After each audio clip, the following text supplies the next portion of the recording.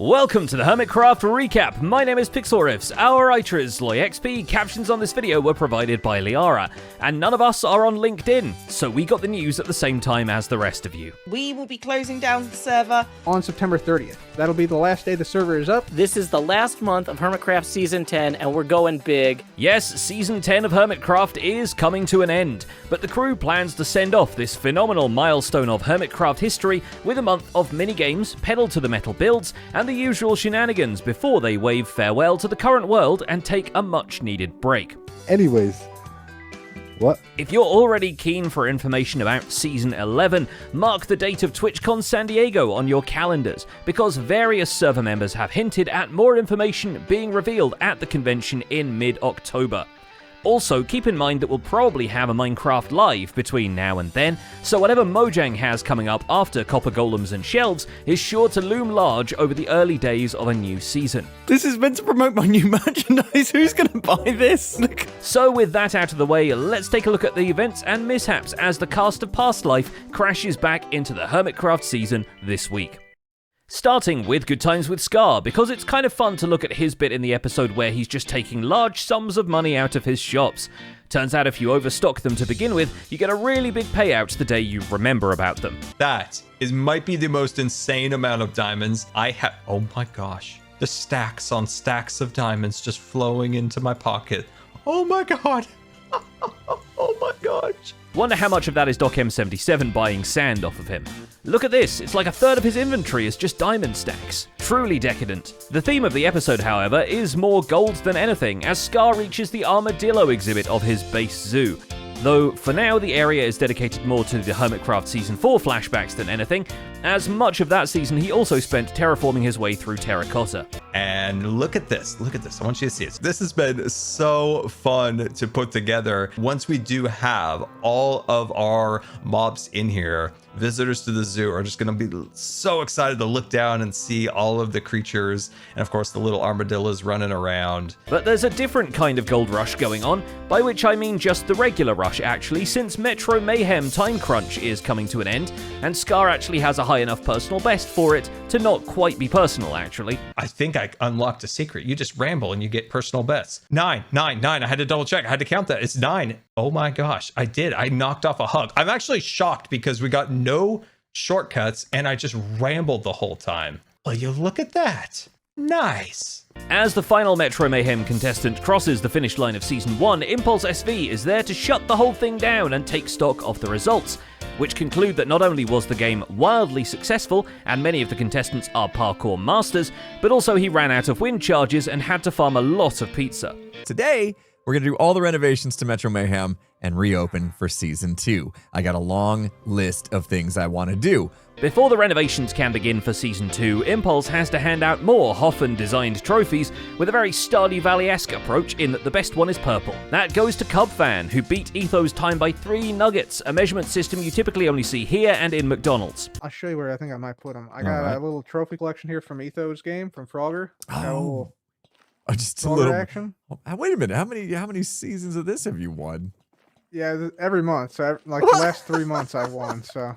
Wow. Yeah. Got a streak going. Got to keep it alive. Okay. And Cub is happy to contribute more of his toys to the Happy Meal of Metro Mayhem 2.0, giving Impulse a massive box of new finish line fireworks to which thousands of diamonds were undoubtedly sacrificed. Impulse also spares no expense in redesigning the course, because along with various modifications to make the race harder, fairer, and generally more chaotic, he adds a golden egg scavenger hunt for the people who'd rather be completionists than speedrunners.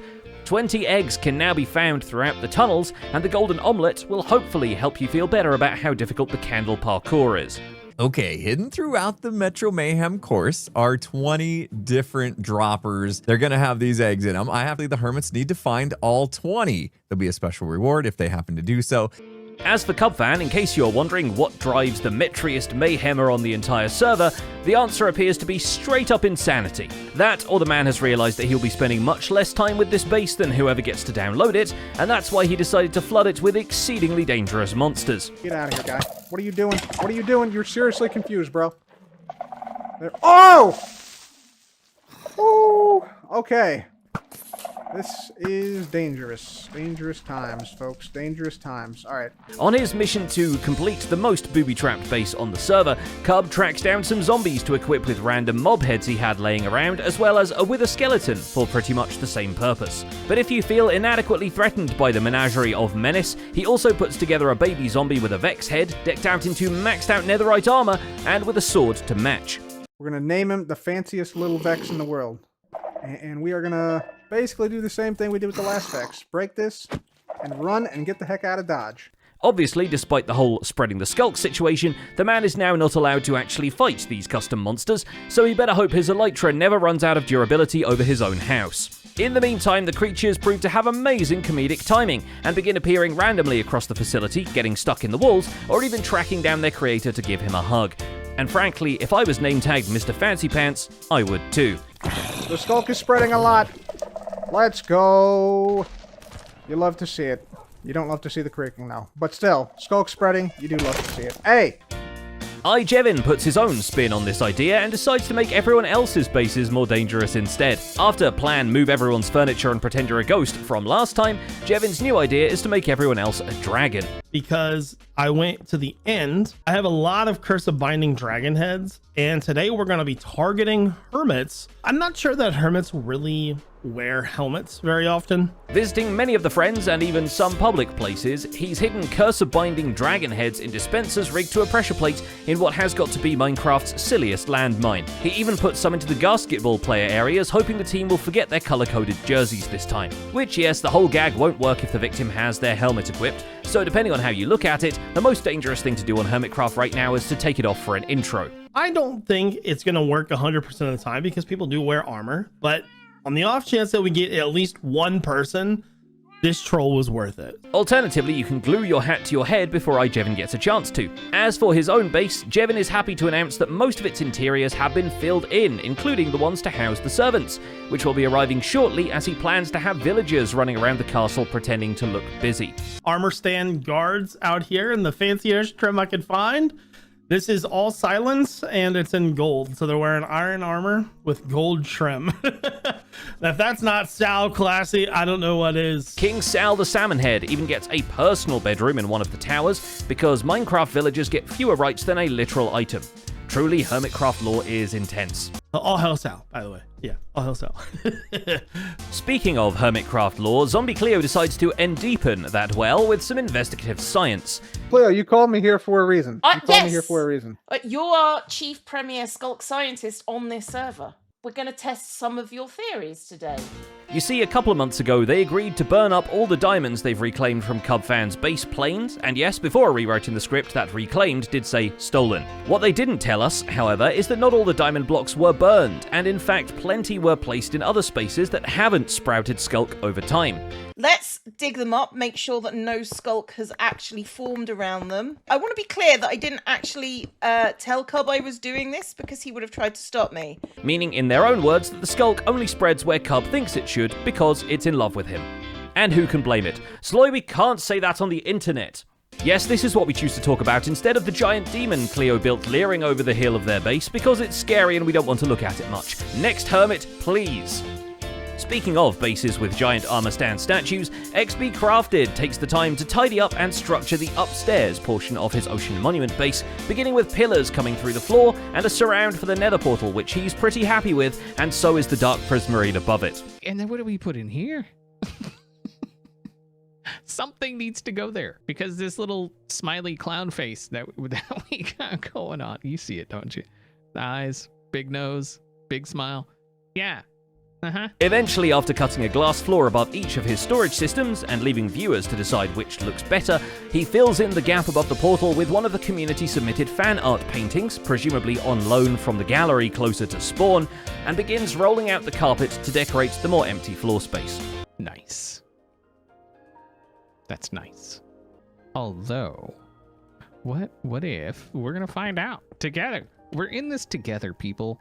Okay, the sooner you realize that, the better. Joe Hills takes a similar approach to a much wider area, carpeting even more of the Hermit Homedale area with snow he had to farm himself after discovering Skizzleman's shop hasn't set a formal price for snow blocks. I should mention, Skiz said that I could grab anything I wanted from his place, his area didn't have enough snow for me anyway. And you might ask, Joe, how would you even know that? Well, that dripstone didn't drip itself, in no time. The snow farm can be tucked into a utility outbuilding elsewhere on the Holmdel campus, along with a dripstone farm that lets him design the floor somewhere else, and the tasks keep falling like dominoes. Or like players in Metro Mayhem. Now some of the parkour elements have been redesigned to be tougher, including the netherrack tentacles in Joe's Season 1 diorama, which are much less skippable now he's repositioned the vines. He's even teamed up with Cleo and Impulse to orchestrate a new route through the early areas of Hermit history, which might be slower to reach on their own, but when chained together they add up to a shortcut. I like jumps where it's like you have one shot to jump onto the top of the sheep, and if you miss it, you're down here, and it's not worth it going back up. Because at that point, the best players can nail the sheep jump. Everybody else, you can try it, but if you mess up, you're not just stuck here retrying the sheep jump 8,000 times. You take the slow way. As the first and last contestant of Metro Mayhem's original form, Joe is quick out of the starting blocks when version 2.0 is complete and discovers how much your muscle memory can be messed with by a careful arrangement of candles. We talked about making the hardest route the fastest route. And if you miss it, then you're down here going up the vines of shame. Only time, and that book at the entrance, will tell if Joe gets a trophy from this season to add to his basketball collection. And finally there's Mumbo, who logs back in with a completely different skin. This might be the worst skin I've ever had. Which would be headline news if there wasn't suddenly a volcano there. I never thought I would see the day. It's actually happening. Yes, some magic is finally being done to the Magic Mountain, which gives Mumbo a good excuse to duck into his creative world and address all the comments that wouldn't work for his 7-segment display at all, except of course that he's had much more pixel-by-pixel control over trapdoors this entire time. Now, I would forgive you for not understanding this had I not spent a decent quantity of time explaining how a 7-segment display actually functions in the video. Oh, you see, it is now my turn to be snarky and condescending. The emergence of the volcano does, of course, mean that he has to continue terraforming the hillside adjacent to his supercomputer, so it blends seamlessly with the amount of peak suddenly on display, but that gives him a perfect spot to build a 90s computer facade around this freshly designed text messaging system, which still only provides you with one letter at a time, but hey, on average that's still better than your local post office. You know, whenever I do terraforming projects, it gives me a newfound respect for the person that builds Minecraft seeds. And that's about it for this week's recap. Our writer is LoyXP, and my name is Pixel Riffs. Captions on this video were provided by Liara. Don't forget to leave a like while you're still here, and subscribe so you won't miss future recaps. Thanks for watching, and we'll see you next week.